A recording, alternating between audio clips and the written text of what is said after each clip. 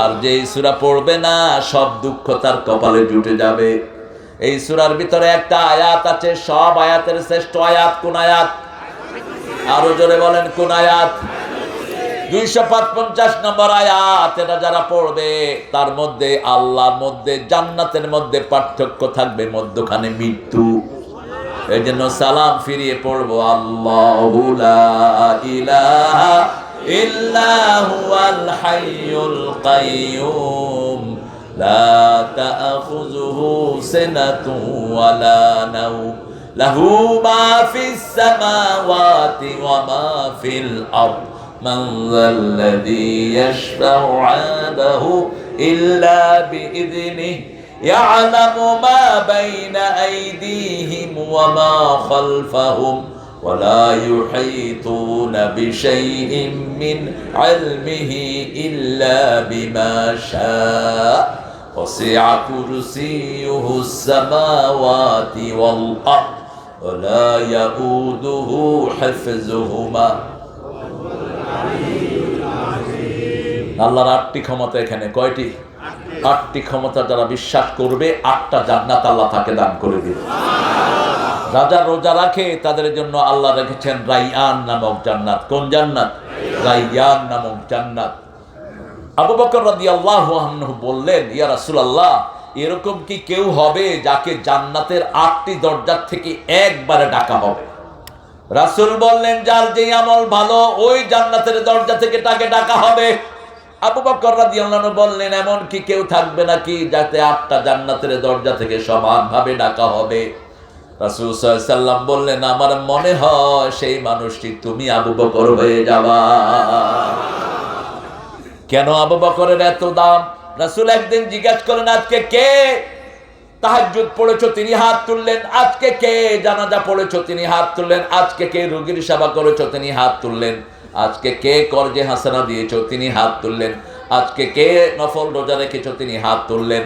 রাসূল সাল্লাল্লাহু আলাইহি ওয়াসাল্লাম বললেন, এই কয়টা কাজ যে করবে সে জান্নাতি হয়ে যাবে। আমরা জান্নাতে যেতে চাই তো? জান্নাতের চাবি কি? জোরে বলেন। কয় ওয়াক্ত? কোথায় পড়বেন? ঠিক আছে তো? সব কি মসজিদে পড়বেন না ঘরেও কিছু পড়বেন?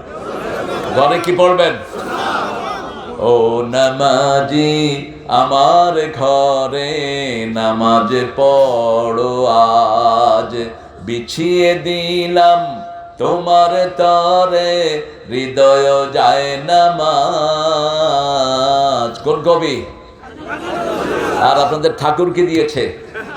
আমার পরাণ যাহা চায়, আমার সোনার বাংলা, আমি তোমায় ভালোবাসি আল্লাহকে। রাসূল বলছেন যে আল্লাহকে ভালোবাসবে সে ঈমানের মজা পাবে। কাকে ভালোবাসবে? আল্লাহকে ভালোবাসবে। যে আল্লাহর জন্য ভালোবাসবে, আল্লাহর জন্য ঘৃণা করবে, আল্লাহর জন্য দান করবে, আল্লাহর জন্য বিরত থাকবে, আল্লাহ তাকে পরিপূর্ণ মুমিন বানায় দিবেন।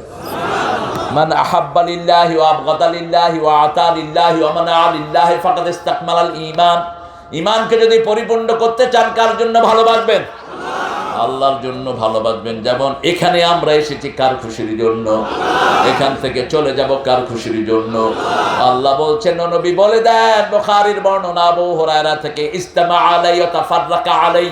যারা আল্লাহর ভালোবাসায় একত্রিত হয়, আল্লাহর জন্য আলাদা হয়, আল্লাহ তাদেরকে তার ছায়া তলে কিয়ামতে রেখে দিবেন।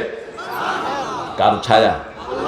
সেদিন আল্লাহর ছায়া ছাড়া আর কারো ছায়া থাকবে না। আমরা এই 7টা গুণের উপর আজকে কথা বলবো, যেহেতু সপ্তম মাহফিল। 7টা গুণ অর্জন করব। কয়টা? 7টা গুণ যারা অর্জন করবে আল্লাহ তাদেরকে নিজের ছায়ায় রাখবেন। আল্লাহ ছায়া থাকতে চান তো? থাকতে চান তো?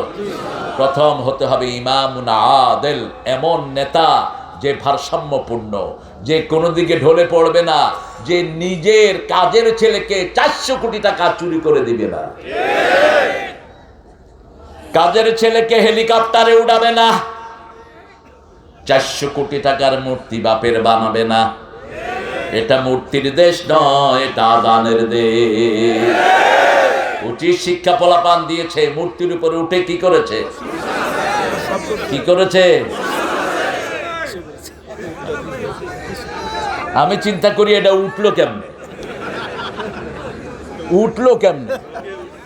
ক্যামেরাম্যানেরাও দুষ্ট আছে, নিচে দিয়া অনেক চেষ্টা করেছে, কিন্তু হেও উপরে উঠলেও লজ্জা ঠিক রাখছে। এমন ভাবে সে কাম করছে, সবাই বুঝছে যে কাম করতেছে, কিন্তু কি করতেছে কেউ দেখে না। আল্লাহ ছেলেটাকে কবুল করুক।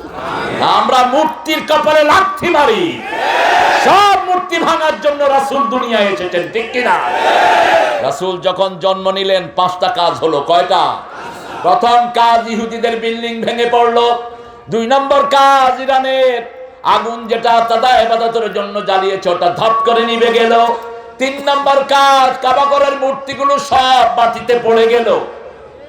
4 নম্বর কাজ রাসূলের ঘর থেকে এমন একটা আলো বের হলো, সমস্ত রোম পারস্যের বিল্ডিং গুলো চোখে পড়ে গেল।